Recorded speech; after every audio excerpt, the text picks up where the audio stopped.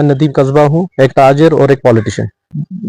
Way back in 2006 we have purchase a piece of land at Danihama, कोई 20-22 कनाल के बीच में, सो approximately 20-22 canals. इसमें एक मसला हो गया, ये लैंड ओनर मेरे साथ बैठे हुए हैं जिनसे हमने ये लैंड ली है, तो इसमें सेटलमेंट चल रहा था तब से। तो सेटलमेंट के दौरान ये पाया गया कि इसमें रेक्टिफिकेशन, जो पहला इन्होंने बेचा था वो मिल्कियत थी, सेटलमेंट और सेटलमेंट के बाद इसमें जो भी उन्होंने किया था, जो भी रिकॉर्ड्स उन्होंने अपडेट किए थे वो गलत हुए थे, और उसमें बाज़ाब्ता तौर पे डीसी साहब ने, ड्यूकॉम साहब ने, हर किसी जगह से ऑर्डर्स आ गए कि इसमें रेक्टिफिकेशन होनी चाहिए, और फाइनेंशियल कमिश्नर के पास ये केस चला गया रेक्टिफिकेशन के लिए। 4 दिन पहले ही इसमें एक ऑर्डर आया है जिसके बारे में पहले मेरे काउंसिल वकील साहब आपको ब्रीफ करेंगे। अब जिस ऑर्डर का ये जिक्र कर रहे हैं वो ड्यूकॉम साहब का ये ऑर्डर है, जिसमें क्लियर कट में ये बताते हैं इन द ईयर 2016 कि इस गांव का सेटलमेंट गलत हो गया है और इसका रिकॉर्ड रेक्टिफाई किया जाए।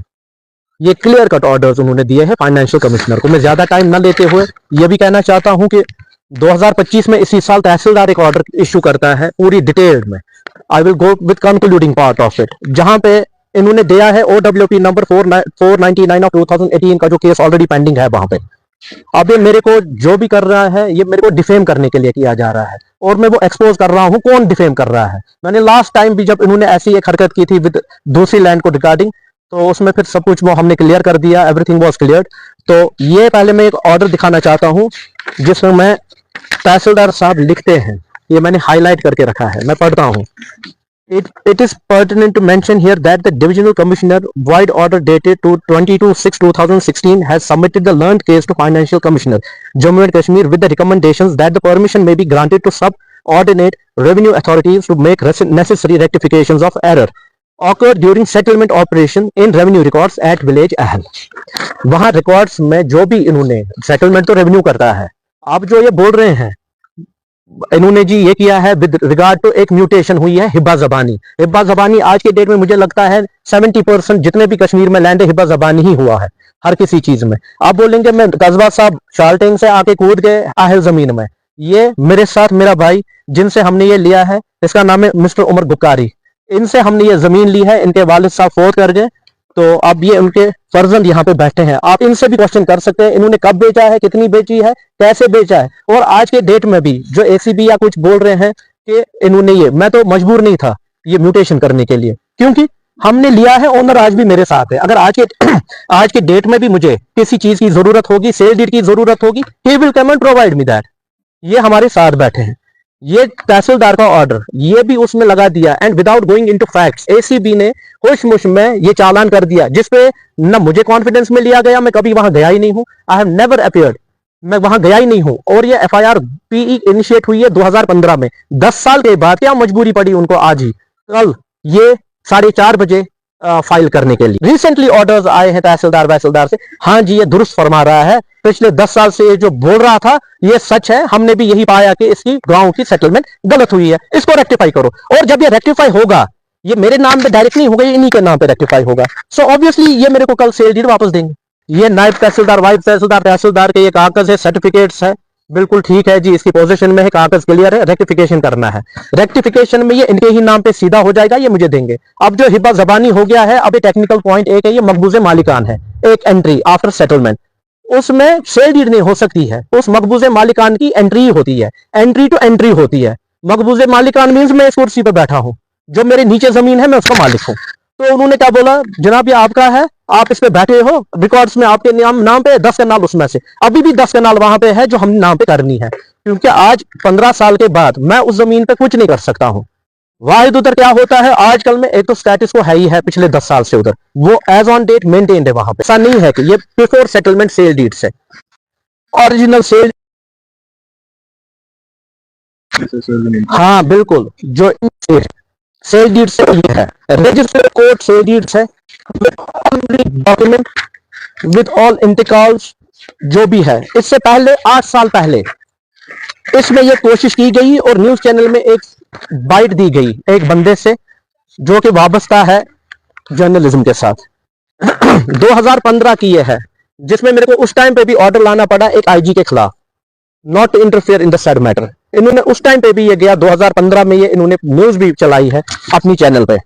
साहब मेरे पास आते हैं 8 साल पहले, 8 साल पहले ये मेरे पास आते हैं और ये बोलते हैं मेरे घर में आके, जी मैं आपका नुकसान करूंगा, मुझे जी अब्दुल मतीन ने ऑफर किया है 2 कनाल जमीन बरथना कमरवारी में। ये हकीकत है। तो उन्होंने क्या किया, 10 साल पहले की बात है, मैं आपको दिखाऊं। ये परसों आ रहा है, पहले मैं फोटोग्राफ आपके साथ ही शेयर करूं, ये आप देख लो, ये आप देख लीजिए।